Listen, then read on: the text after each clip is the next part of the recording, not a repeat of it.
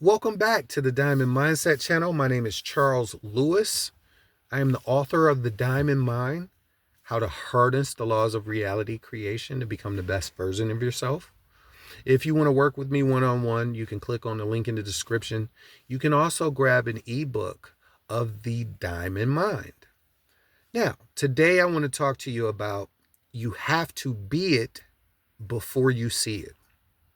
So most people have the perception that, or perspective rather, that I have to see it before I believe it. But in the spiritual realm, it works the complete opposite. You have to actually believe it and embody that state before you're able to actually see it in the third dimension, in your environment.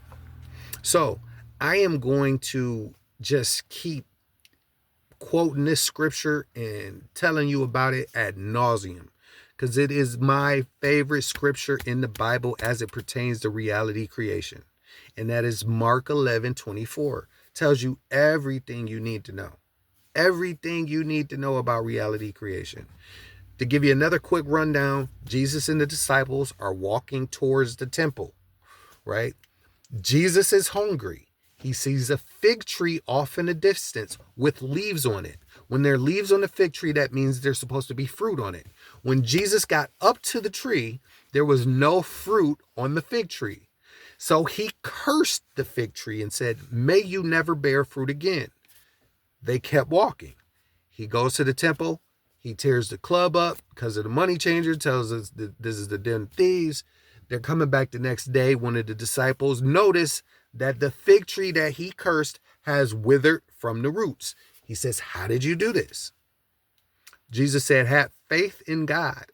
If you tell this mountain to go throw itself in the sea and believe that what you say in your heart, it will come to pass." The very next scripture is the coldest scripture, I think, in the Bible. Probably one of my top 3 ever, but it is the coldest when it comes to reality creation. He said, "When you stand praying, believe that you have already received it." Period. Not beg for something that hasn't happened to happen. He's telling you to believe that you've already received it. Like when you're in prayer, you need to embody the state of the person that already has what he desires. He's telling you that because that's how it works. The only way that reality creation works right now is because, excuse me for just a second. The only way that reality creation works and is effective is if you believe that you've already received it. You already have it. You are everything. God ensured that you're everything by making you everything. You being made in the image of God means that you are one with the Creator. You are an individualized aspect of all that is, right? So that means you are limitless. You are everything. Everything that every state, every situation that you think about is already taking place, and it's taking place right now. It's already been created. So you essentially have to give it to yourself. He already gave you the world by putting a world inside of you. He already gave you everything by making you everything. Now you have to give it to yourself by embodying the state. Another good scripture to kind of embody this point is Matthew 13:12. It says, "Whoever has will be given more, and whoever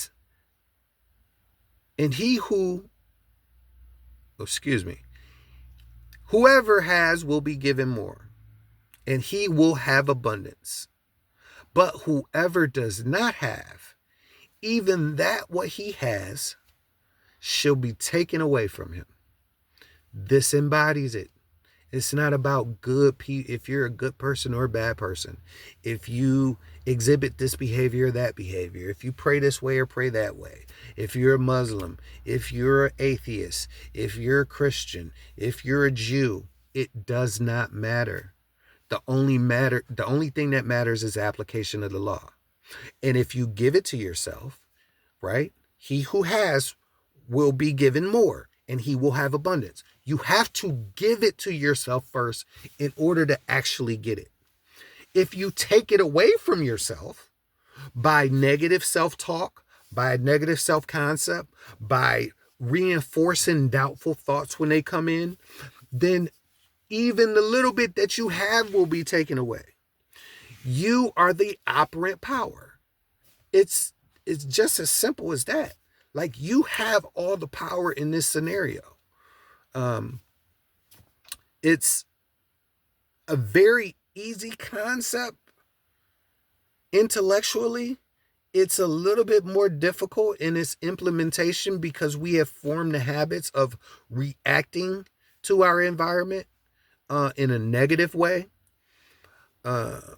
Just because we see something outside of ourselves that we don't particularly care for doesn't give that situation power. We give it power with our thoughts and our perception and our labels. We're labeling it as bad, and if we label something bad, it's going to continue to snowball and create other bad situations, right? So you have I talked about this before, and I will talk about it ad nauseum. I am purposely redundant because I want you to get this. I'm purposely redundant because I have to tell myself this stuff over and over again.